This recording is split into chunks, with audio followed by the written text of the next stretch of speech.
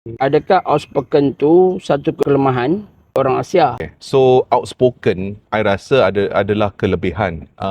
Antara sebab adalah ini sesuatu bentuk marketing untuk kita. So dalam dunia korporat, kalau kita outspoken, kita share idea, lepas tu orang kan start pandang kita, orang ni pandai lah. Siapa dia ni Siapa dia mula dia ni? tercari-cari siapa kita lah.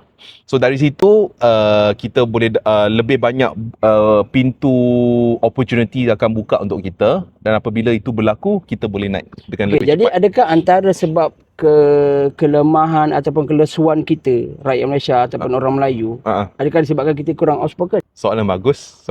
Okey, I rasa orang-orang kita pun ada juga yang outspoken. Bukan semua yang malu-malu.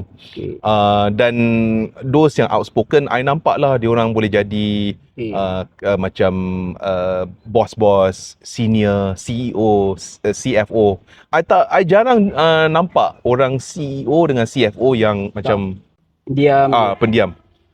Atau you tanya soalan, dia orang macam janggal nak cakap.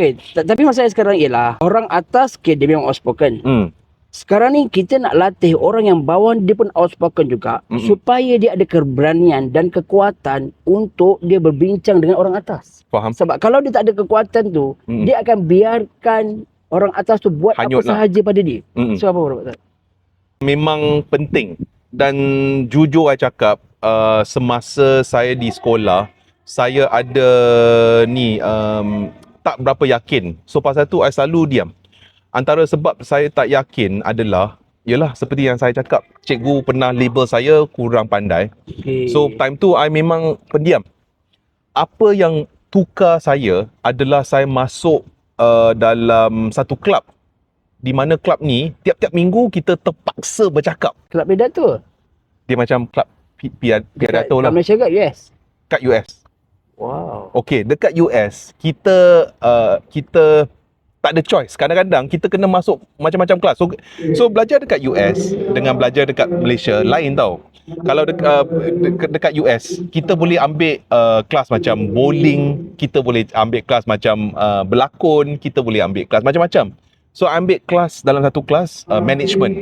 Dan dalam management kita belajar macam mana nak buat presentation. Dan di situ kita kena bercakap. So I masih ingat ada satu exercise, kita terpaksa bercakap untuk 3 minit. So cikgu akan bagi topik tau. Saya masih ingat ada satu topik.